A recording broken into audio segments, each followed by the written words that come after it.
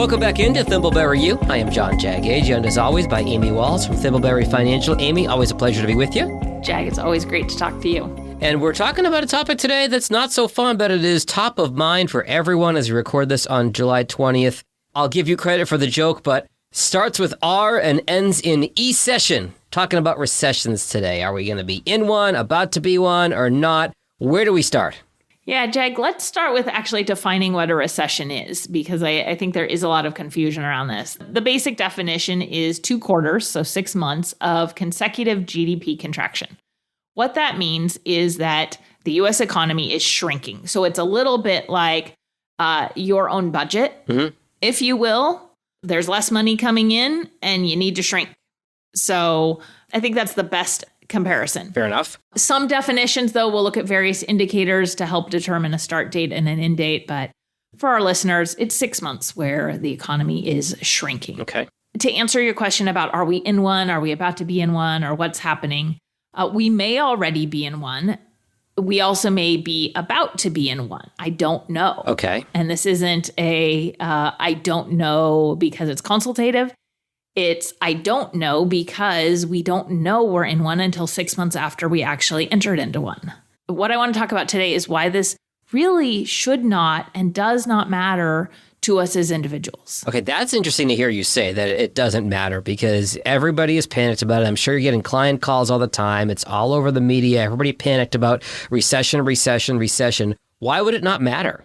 Yeah, I know it sounds funny, but let me ask you this. If you knew we were going to be in a recession tomorrow, what would you change today? I mean, not much. Maybe go out to eat a little bit less.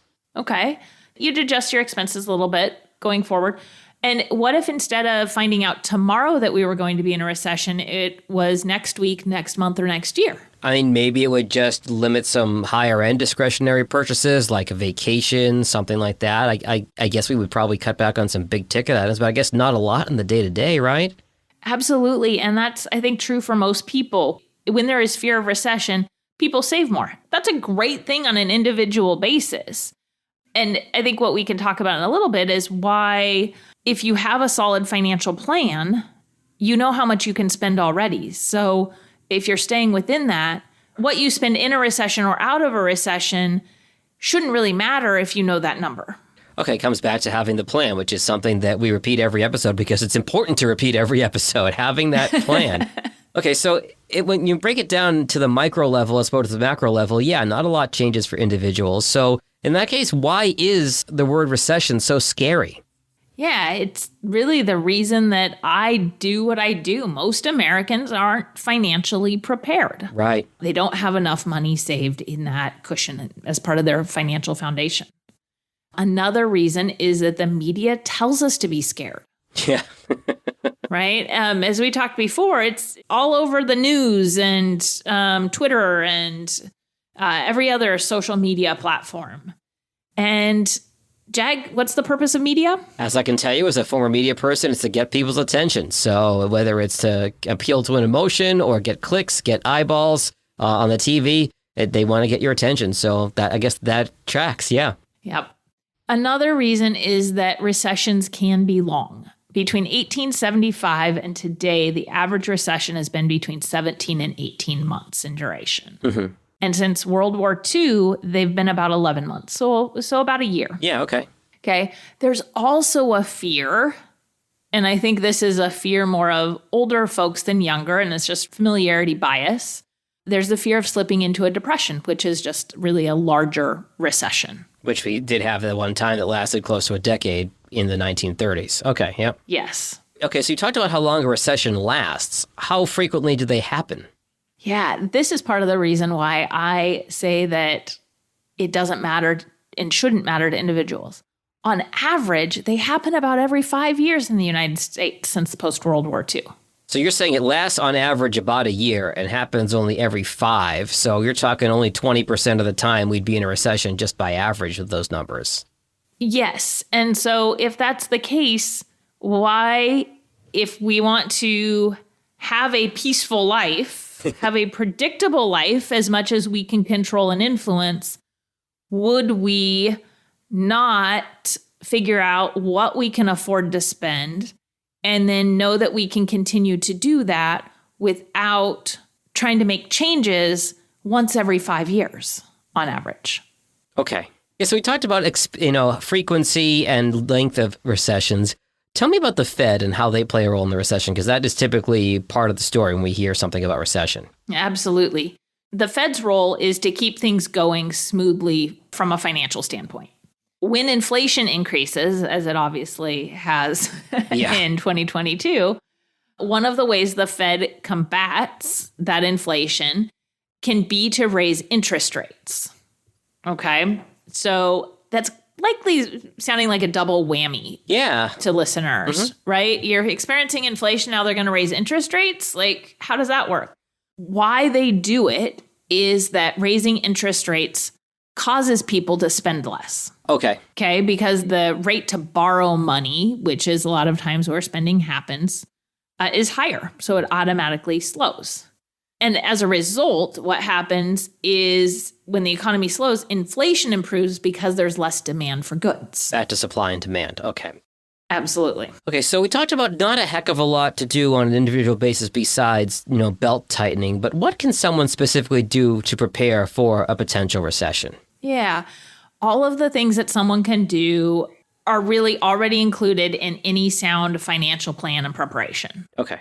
Ensuring that you have an adequate cash reserve. And I'd stress in this that the cash reserve, and I know we have episodes about this previously, should be in cash. It's not credit. A home equity line of credit is not a cash reserve. Right. Right. We just talked about interest rates may get raised to help combat inflation. Manage debt. So this comes after the cash reserve, not before. Important. I've seen lots of lists online that say, pay off your highest interest debt. Not if you don't have an adequate cash reserve. So if you have a bigger than needed cash reserve, which 3 months for a dual income household with similar incomes, 6 months of expenses for a single income household, then it can make sense to pay off debt if you do have any higher interest debt. Makes sense. The next thing is to manage expenses. We've touched on this. Know what you can spend. Know you're living within your means and saving enough. I think sometimes there is a misunderstanding that managing expenses can mean living below your income level. Managing expenses really is living below your income level and at a level that allows you to save enough for your other financial goals. Yeah, that's an important differentiation. Okay. I think it is important to look at career opportunities, but this applies recession or not, just like the others. How would you pivot if you lost your job? Because in recessions, there are layoffs. Yeah. And are you prepared should that happen? i.e., or interstage left the cash reserve, right? Yeah, exactly. Other things that can help people feel more in control during this is just making sure your resume's up to date. Yeah. Knowing the companies you'd want to target and that are a good fit for you if you lost your job. When I lost my last radio job and pivoted and started getting into podcasting, I don't want to say I was caught my pants down, but I was kind of like, well, I didn't know what I was going to do next. So start thinking about a plan B and have some other options. Think about if you think there's any chance that your job could be in jeopardy, it doesn't hurt to start looking and start thinking about what you might do if you were in that situation. Again, recession or not, to your point. This is one, too, that I think is important even when someone is just unhappy with where they're at work, right? It's too easy to dwell on that downside, but what can you control or influence? You can figure out what else you'd want to do and be prepared to do that if you decide to jump. Yep. The next one I'd say is to continue to evaluate investments. Again, an ongoing item. Changes should be made for a reason. The market is a leading indicator. We talked about recession being a lagging indicator. So market looks forward, declaring recession looks backward. Okay. Exactly. And so emotional changes to investments can be damaging. There needs to be a good reason for why you're changing something. Something we've talked about in previous episodes. Don't have a panicked reaction to a recession, a market change, things like that. Have a plan in place. And yeah, you might want to make some minor modifications, but that's something you would do with the help of a financial advisor like Amy. Thank you. And the last one I'd say is just look for opportunities. And I think we've touched on the last one and this one in some of our market volatility podcasts where we've touched on that. But when the market's down, when your income's down, there's opportunity sometimes. So for example, If you're laid off and your income is low, maybe this is the perfect year to do a Roth conversion. And it's funny you say that. In the year plus between when I lost my last radio job and I really got going with my podcasting company, if I had a chance to do it over again, I would have done a Roth conversion then because my income was low. I was in a lower tax bracket. I wouldn't have gotten dinged as much on the taxes to move that money over. I wish I had done that in hindsight. So this could be a perfect opportunity. Again, with apologies to the commercial for that big brokerage firm, talk to Amy. Well, thank you, Jag. And it's amazing what hindsight can do, right? So if you want to talk to Amy and her amazing team at Thimbleberry Financial about your financial future, about where things sit right now in the middle of 2022, what are the best ways to reach you and the team, Amy? Online at thimbleberryfinancial.com or by giving us a call at 503-610-6510. Good stuff. As always, Amy, we'll talk again in a couple weeks. Sounds great, Jag. Thanks. Registered representative. Securities offered through Cambridge Investment Research, Inc., a broker-dealer, member FINRA SIPC. Investment advisor representative. Cambridge Investment Research Advisors, Inc., a registered investment advisor. Cambridge and Thimbleberry Financial are not affiliated.